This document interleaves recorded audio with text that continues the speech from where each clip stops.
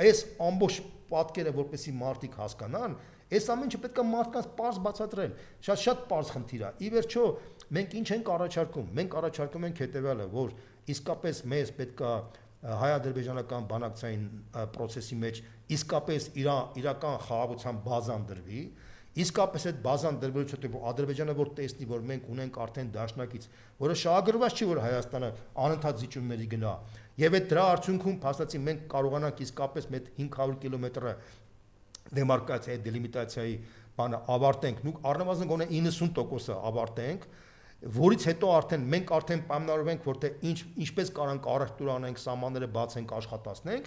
այդ ժամանակ մենք արդեն եւ Զանգեզուրի միջանցքը կարա աշխատի, եւ Նախճիվանի միջանցքը մեր համար կարա աշխատի, դրանից կշահեն եւ Ադրբեջանը եւ Հայաստանը։ Սա է խնդիրը, բայց դրա համար պետք է որ մենք այս պայմանները բավարարենք։ Առանց կոմունիկացիաների բացման, առանց բանի դու չես կարա էկոնոմիկան աշխուժացնես, չես կարա առևտուրը զարգացնես։ Տեսեք, ես մի հատ օրինակ բերեմ, որ դուք պատկերացնեք, Հայաստանի բանը ՀՆԱ-ն անցյալ տարվա դրությամբ կազմել է 27 միլիարդ դոլար, 27 միլիարդ դոլար։ Հարց եմ տալիս, մոտավորապես 6 տարվա ընթացքում երկու անգամ մեծացել է։ Հայ ժողովրդի կենսամակարդակը երկու անգամ մեծացել է, իհարկե ոչ։ Հիմա այդ հարցեր կան։ Նշանակում, Թալան։ Դա նշանակում է, որ եթե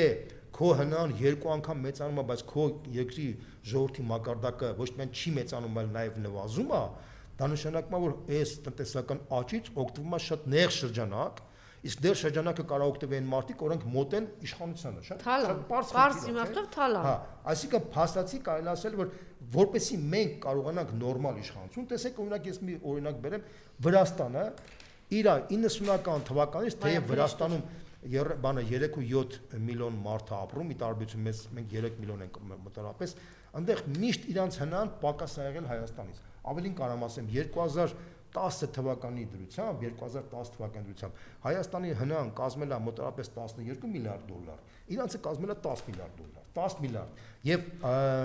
Սահակաշվիլին հպարտանում էր, որ տեսեք, մենք ես 10 միլիարդ դոլարանոց ՀՆԱ-ում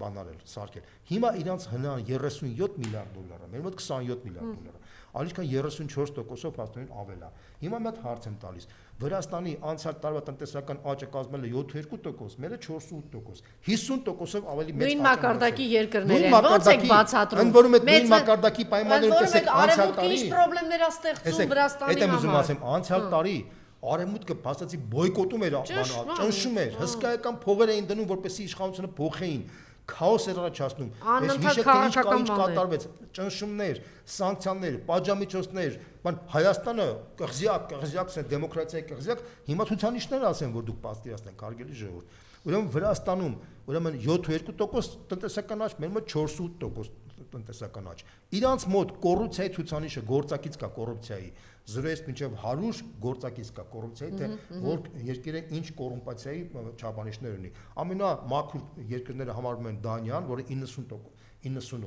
գործակիցը 100-ի մոտ է, էլի։ Ասենք Դանիան, Շվեյցարիան, Շվեդիան, Ֆինլանդիան այդ երկրները մոտավորապես 80-ից 90 գործակից ունեն։ Եվ ամենացածր գործակից ունեցնողն է ամենակոռումպացվածը։ Դա Սոմալին է, Վենեսուելան է, որը 20 Մենք որտեղ ունենք։ Մենք ունենք մեր գործակիցը բանը անցյալ տարի եղել է 47, հիշենք այդ թիվը։ 47 մերն է եղել, 22 եղել է Ադրբեջանին, այսինքն մեզանից երկու անգամ ավելի կոռումպացված երկիր է, եւ 53 եղել է Վրաստանը։ Այսինքն մեզանից մոտավորապես 13%-ով ավելի բան։ Ընդ որում Վրաստանը իրանց կոռուպցիայի գործակից եղել է 53, 54, 55, 59, 56, այս տարիների ընթացքում, այսինքն իրանց մոտ Թալանին վերջ էր բերում Նիկոլը, կոռուպցիայի գործակիցը միշտ 10-ից 20% ավելի։ Ընդ որում սա, ես ժողովրդին ասեմ, սա բանը միջազգային Transparency International-ի տվյալներն են, սա իմ տվյալները չեն։ Միջազգային գլոբալիստական կառույց Transparency International-ի, որ ավելին կարամ ասեմ, Transparency International-ը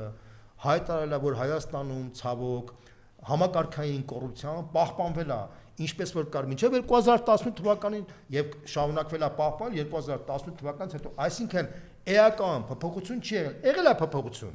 բայց էական փոփոխություն չի եղել, որ կար պետական մագարտակով կենտրոնացված թե մինչև 18 թվականի եւ թե մինչև նույնը մնացել է Հայաստանում։ Տեսեք, մի քանի բան ասեմ։ Ինքս այս տրենդային ինչի վրա էր աշխատում էր, որ ես չնայած պատերազմ ա եկել, պարտվել եմ, ամբողջ տարածքները տվել եմ, Հայաստանի դիրքերը, տարածքները հանձնել եմ, հետո Արցախը հայաթափվել է դրանից հետո Սյունիքի պատերազմ եւ այլ, բայց ինքը տրենդ էր դարձել խաղաղությունը։ Մարդը բերում է 4 պատերազմ, բայց այդ խաղաղություն բանը։ Երկրորդը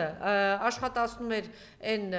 որ բանը, այս Թուրքիան ասեցինք, որ այս թուրք բանն է, դրանից էր, որ իբր թե բարեկամություն բան, բայց ոնց որ թե տեսնում ենք չի աշխատում, ինքը վախենում է դրանից, ոնց որ դուք շատ լավ բացատրեցիք։ Եվ երրորդ ամենակարևոր բանը մենք հիմա դրա մասին էիք խոսում, մենք կոռուպցիայի դեմ, թալանի դեմ, հիմա պարզում է երկրորդ ամենասարսափելի բանը այն է, որ հանկարծ իր անվանը չկպնի այն իրական այն թալանը, որ գոյություն ունի, եթե նկատեք էլ ազգային ժողովում, հենց որ թալանի թեման, օրինակ Աննան է բան, հենց այդ թեման բարձրացնում են, ինքը միանգամից ունի զուսյալ Եվ Թալանի, Նիկոլի Թալանի թեման։ Տեսեք, Transparency International տվյալներով հարգելի ժողովուրդ, ասեմ, որ ուրեմն ճնշող մեծամասնությունը կոռուպցիոն գործերի բացահայտման կամ նախկին իշխանության ներկայացնելու նկատմամբ կամ այն մարդկանց նկատմամբ, որոնք այս իշխանության հետ առնչություն չունեն։ Դա արդեն միջազգային կառույցների գնահատականներն են։ Այդ գնահատականները ոչ միայն Transparency International-ն էլ Freedom House-ի գնահատականներն են։ Դա ինչ է ցույց տալիս, որ այս մարդը այս իշխանությունը նախկին իշխանությունից պրակտիկորեն ոչինչով չի տարբերվում, մի բանով է տարբերվում։ Նախկինում գոնե կար անվտանգային համակարգ, այսօր այդ անվտանգային համակարգն էլ գոյություն չունի։ Շատ պարզ խնդիր է, այսինքն իրանք նախկին իշխանության բոլոր վատ բարքերը ժառանգել են եւ բոլոր լավ վիճակները որ կային, դրանք հանձնել են։ Սա է իրականությունը հաշվի։ Չէ, բայց հնան այսպես տապալված չի եղել, արտաքին պարտքը սրան էլ գումարել են մի հատ ահռելի արտաքին պարտք են բերել լցրել մեր գլխին։ Հնա այս խայտարակ վիճակն են արել եւ Թալանն էլ մի հատ ավելի խայտարակ մակարդակ է։ Բա իրա ամենա իրա կոզրը ո՞րն էր, որ ինքը ասում էր Թալանի դեմ։ Չէ, ոնց եկավ, չէ, Թալանի դեմ։ Թալանը մա պարզվում է։ Խոսում էր ուրեմն բան այդ օլիգարխիկ համակարգի ապամոնտաժման մասին, հարգելի ժողովուրդ, չէ։ Ուրեմն օլիգարխիկ համակարգի անպամոնտաժման արդյունքում պետք է գները շեշտակի Հայաստանում անկում ապրեն, որտեղ օլիգարխիկ համակարգ նշանակում է մենաշնորհային գներ, չէ՞։ Հարց. Դուք որ մտնում եք սուպերմարկետներ, խանութներ, բան, դուք տեսնում եք, որ այդ գները շեշտակի անկում են ապրում, կարծում եք, որ ոչ։ Այն ժամանակ ասում էին բանանի գինը, բան էս կոմենքն որտեղ օլիգա, հիմա բոլոր գները դարձել են բանանի գներ։ Այսինքն այս ավելին կարամ ասեմ, տեսեք, ես թիվ եմ ասում, Անժելա, որ դուք պատկերացնեք, այսօրվա դրությամբ դատարաններում վիճարկվում է մոտավորապես նախկին իշխանության ներկայացուցիչների պաշտոնապես մոտավորապես 1.5 միլիարդ դոլարի թիվ, չէ՞։ Վիճարկվում է դա։ Այդ վիճարկվում է թե ոնց պետքա լուծվի, դա մարդկանց տուն ու տեղը խլել։ Բայց հիմա այս իշխանությունը մենակ մի օլիգարխ տարեկան մաքուր 1.5 միլիարդ դոլար եկամուտ։ Լավ լսեցիք։ Մենակ Նիկոլի մի օլիգարխը 1.5 միլիարդ։ Այսինքն այնքան թիվ, ինչքան որ այն 20 տարվա այո, սա շատ կարևոր է։ Հետո մի հատ ուրիշ բան ասեմ, տեսեք։ Ես չգիտեմ, պարզ բացատրեցիք կհասկացան ինչի մասին է խոսքը։ Իմ կարծիքով շատ պարզ եմ ասում, տեսեք։ Ուրեմն ամբողջը հնան մեծացել է երկու անգամ, ուշադրություն դարձրեք։ Հնան մեծացել է երկու անգամ մեր մոտ, չէ՞։ Ուրեմն բանկերի մաքուր եկամուտը 20 թվականին, արդեն 20 թվականին 100 միլիոն դոլար է, որտեղ համարվում էր սարսափելի մեծ թիվ, 100 միլիոն դոլար, հիշենք այդ թիվը։ Հիմա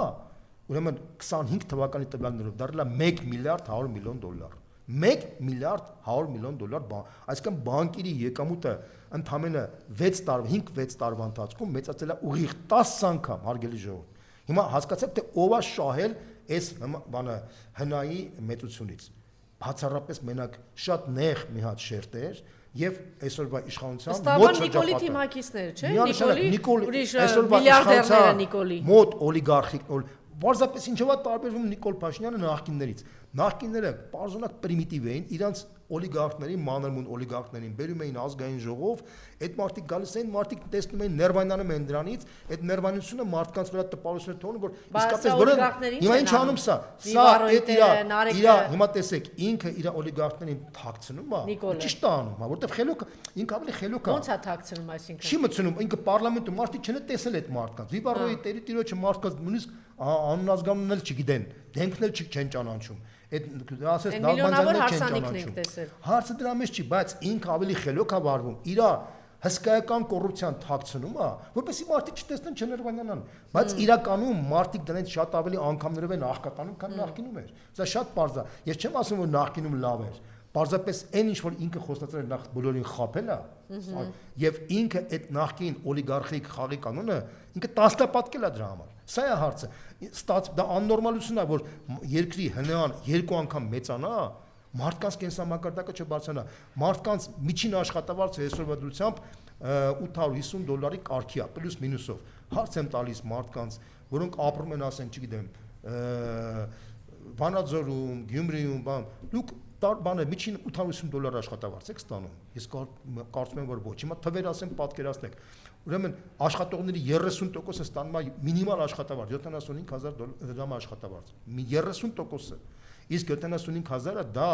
այսօրվա դրությամբ մոտ է, նույնիսկ մինչև պակաս է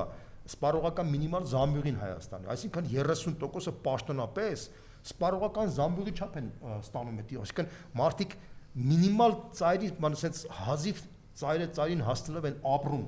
Իսկ թոշակառուների մասին ընդհանրապես չի կարելի ասել։ Իրանց մինիմալ թոշակը 36,000 դրամ է։ Միջինը մոտավորապես 45-ից 50,000 դրամ է ստանում կամ 60,000, բայց սպառողական զամբյուղը 75-80,000 դրամ է գալիս։ Հասկանում եք ինչ նախնդիրը։ Այսինքն քո մեր ժողովրդի մեծ մասը աղքատության մեջ է, բայց պաշտոնական թվով մենք $850 միջին աշխատավարձ ունենք, բայց նույնիսկ այս թվերի պայմաններում, երբ որ դիֆերենցիացիան, այսինքն տարբերությունը շատ մեծ է հարուստների եւ աղքատների մեջ, տեսեք, Հայաստանում մեկ շնչի վրա հնայի բանը թիվը կազմում է $8,960, մոտ $9,000։ Վրաստանում այդ նույն թիվը կազմում է $10,126, այսինքն մոտավորապես 13%-ով վրացին ավելի լավ ապրում, քան հայը։ Սա շատ պարզ է։ Ընդ որում Վրաստանում այդ դիֆերենցիացիան շատ ավելի քիչ է։ Այնտեղ այդ ինչի է տենց հարգելի ժողովուրդ, շատ պարզ, որտեղ մարդկանց կենսամակարդակը կարելի է բարձրացնել ներդրումների շնորհիվ։ Վրաստանում Չինաստանը հսկայական ներդրումներ է անում, հսկայական։ Վրաստանը անցյալ տարի Էմիրատների հետ, Արաբական Էմիրատների հետ պայմանագիր է կնքել $6 միլիարդ ներդրում անելու համար Թբիլիսի քաղաքում եւ Գոնյո քաղաքում, այսինքն Սև ծովի ափին։ Եվ Վրաստանում այն մարդիկ, որ գնում են Վրաստանում հանգստանում են, տեսնում են, թե ինչ ամեն տարի ոնց են աճում, մեծանում իրանց քաղաքները։ Իրանք օրի են աճ, իրանք ամեն տարի այդ նոր թաղամասեր են ձևանում, նոր բան են, իրանց մոտ բուրըն դամալ 7-2% տնտեսական աճ է։ Ինչն է խանգարում, որ Հայաստանն ճանապարհով չգնար։ Շատ պարզ խանգարում է հետևյալը, քաղաքական եւ բանը մարդկային կամքը, ոչ թե բավարարել սեփական ամբիցիաները կամ սեփական շահը, այլ մտածել սեփական ժողովրդի մասին, պետության մասին, որպեսզի դու կարողանաս երկարաժամկետ ուղղությամբ մտածես քո իշխանության համար։ Սա է